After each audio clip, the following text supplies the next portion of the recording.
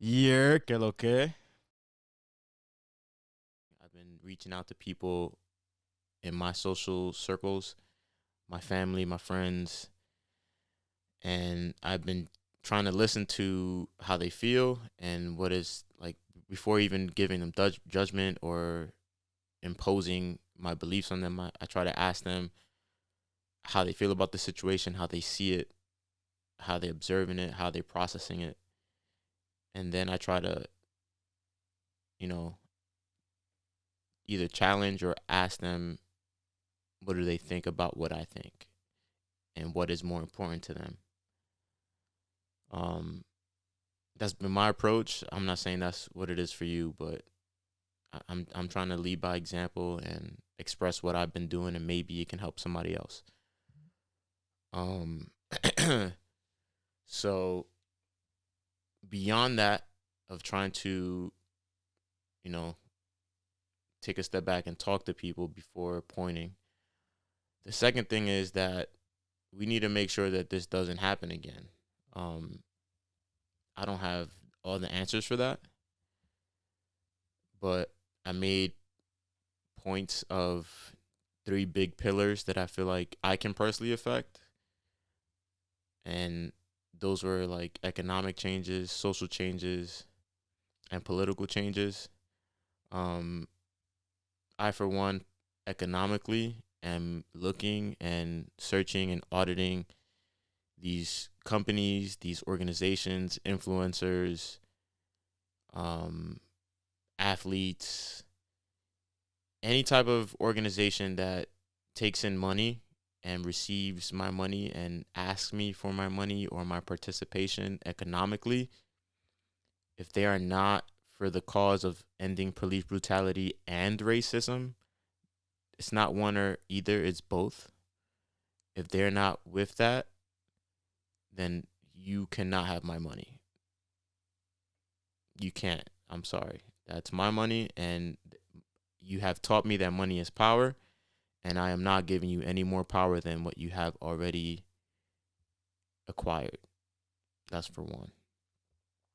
Socially, and this has been very tough, because this is the hardest part for me personally, is deciding how to move forward, seeing the people around me and how they're just as panicked and as fearful as I am without direction. Um, and seeing all the stuff on social media. For example, today is June 2nd and it's Blackout Tuesday. And there's been a big, discrepancy and stuff like that that just shows how unorganized we are. Like some people where everybody's been posting the black tile, which is absolutely dope. I love it. But there's been people fighting back and forth about, arguing with people for using the Black Lives Matter hashtag, which we realize that posting the tile with the Black Lives Matter or anything or like justice for George Floyd, any of those hashtags, then blacks out those hashtags.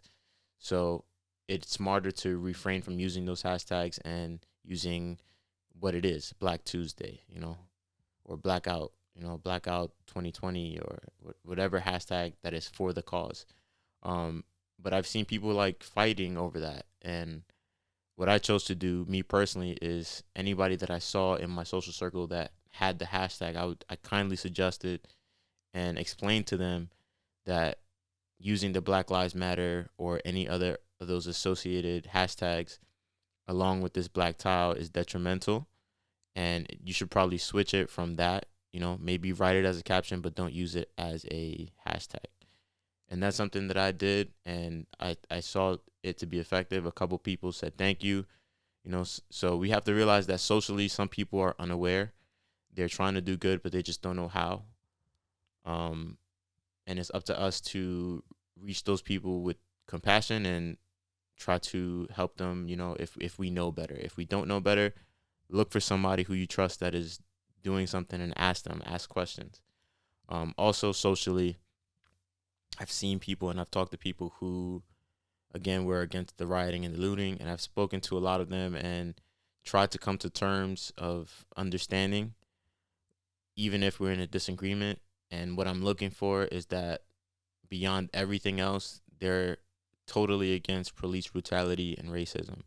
There's going to be a lot of gray areas in this time of us making a change, but we have to make sure that the most important parts are hit. And, I have no malice against anybody else. I may not interact with them the same as I used to, but as long as I know that you are against police brutality and racism, then there's progress to be made within our relationship, um, socially anyway. Then there are also those people who are just plain out silent. Um, and I haven't decided how I'm going to react to certain people like that, because silence isn't always, people are trying to use it as, if you're silent, you're against me, which I feel that I do. I understand that. But some people are unaware of how to participate, which in that case, if you are coming across this and haven't said anything and you're not aware how to participate, there's a bunch of resources that people have been posting online of how to actively engage and how to donate. So even if you are being silent, please participate if you do believe in our case, in our cause, if you're with us for real. And try not to be silent with your peers. Reach out to your friends. Let them know that even though you may be silent on social media or something like that, that you identify their struggle and that you're with them. Um, and then lastly, socially, what I'm killing, I'm obliterating in my life is anybody who is against our cause of stopping racism and police brutality. Anybody who is speaking out against us, who is clearly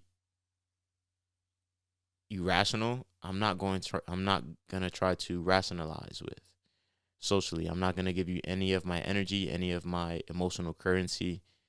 You are deprived of that from this moment forward. I'm not gonna give you any of that.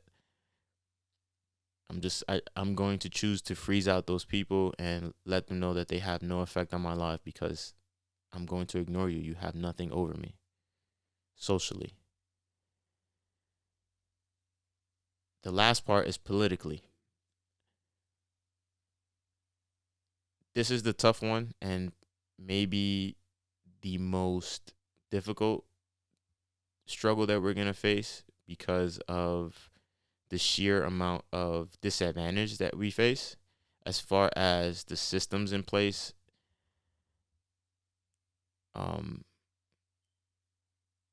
we all know that this whole thing is set up a certain way, and there's people in power keeping it that way and resisting any give to actual change. I, I have really no strategy for this that I know that I can possibly take for myself yet, because I don't trust anybody that's running, to be honest. Like, to me, I'm not voting for Trump, but I also don't trust people like Joe Biden, who have a proven track record of mass incarceration and other issues that we face. I'm no longer willing to choose the lesser of two evils. I think we need to choose somebody who is for us and not the lesser of two evils. I don't know what that entails. I don't know how we can change that so rapidly, so quickly, but we need to find someone who is qualified, or someone who can guarantee us, which politically is hard to do, actual change. So I think the suggestions that I've heard and will reiterate is that we, decide to vote locally for every office and start to educate ourselves on the systems and what these people are doing and deciding on for us. That is an enormous task, and there's such a taboo of being political and non-political and not discussing certain things, and for me, that's just misled me personally down miseducation or ignorance, or just not understanding, instead of sitting there and actually trying to pay attention. But that's also because I've never trusted any of the sources given to me. I've always been a huge skeptic. And although I did not vote for Trump, I voted against him.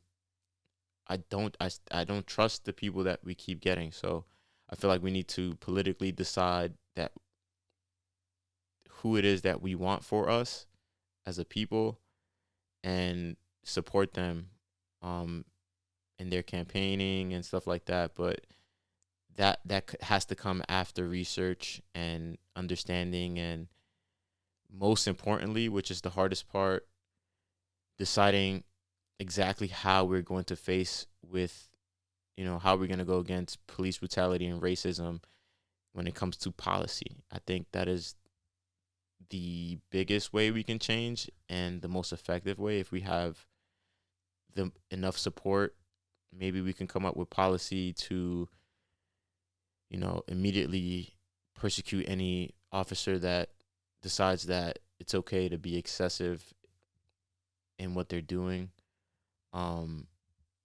And some policy against, which we should have, the thing is, we're not designating white privilege racism as terrorism or anything like that. We should definitely come up with some type of consequence for that hate crime. It's something that's plagued not just America, but the colorism all over the globe. It's been here for forever, and I feel like if we, the American people, come up and can decide and structure some policy to help us, the world may follow.